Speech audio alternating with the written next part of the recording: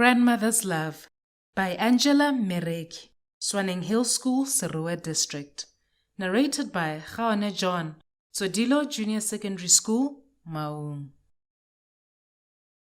Elizabeth was only 7 years old when her parents had a tragic accident that snatched their lives away.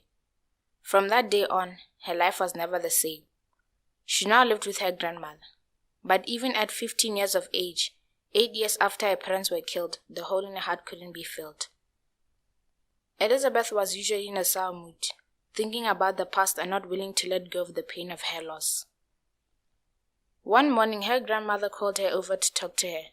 She came down the steps towards her grandmother, walking like a sick person, slow and laborious, as though she was in pain.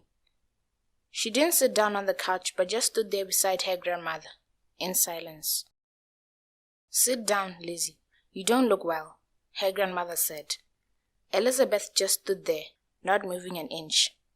"I'm fine," she said. "But it's bad manners to talk to me while standing up," her grandmother said, but Elizabeth kept standing and silent, clearly sulking. "Okay, I have to set rules in the house. I'm the elder here and you must listen to me."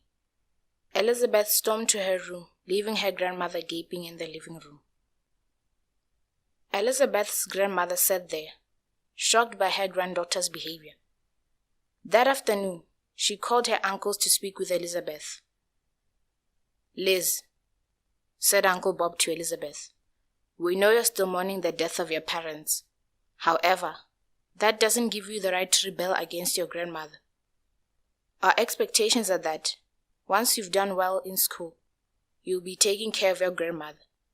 But you've let this eternal mourning of your parents interfere with your schoolwork. You need to accept what happened and come back to reality. Do you understand me?" Elizabeth nodded.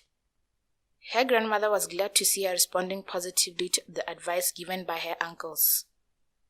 The talk went on, with each uncle speaking words of wisdom to her.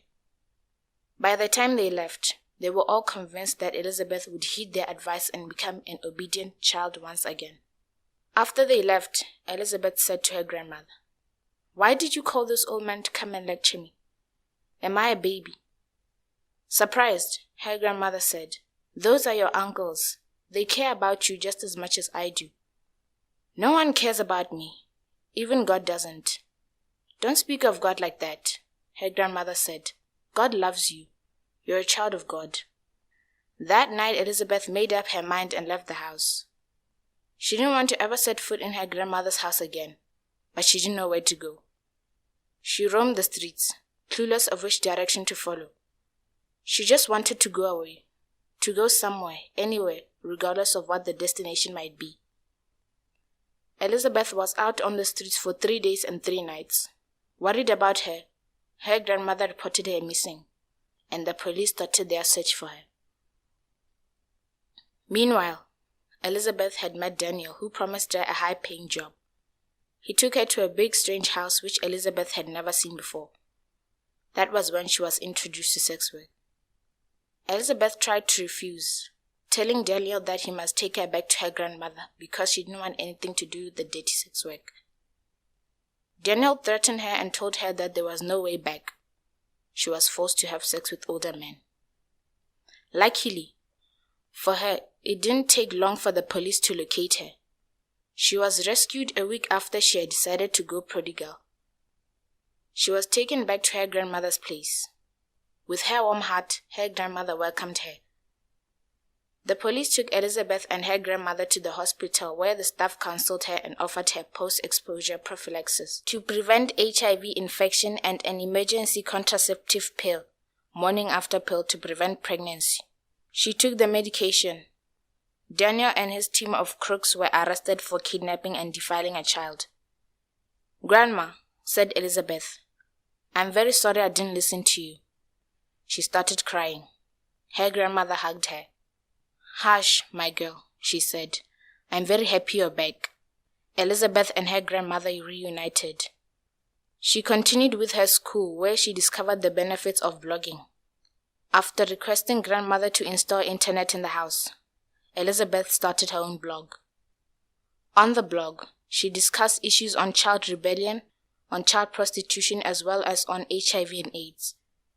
Elizabeth's blog became popular among the youth across the world. It was through this internet-based platform that Elizabeth started a new life of being a motivational guide. She blogged only during her spare time, when she wasn't at school. By the time she finished school, Elizabeth's blog had attracted millions of views from across the world, with lots of comments from victims of the very things that the blog was bringing awareness about. Take-home message. This story highlights the perils of being on the streets without protection of a concerned adult. Adolescents can positively use the internet to shine a light on issues that affect them.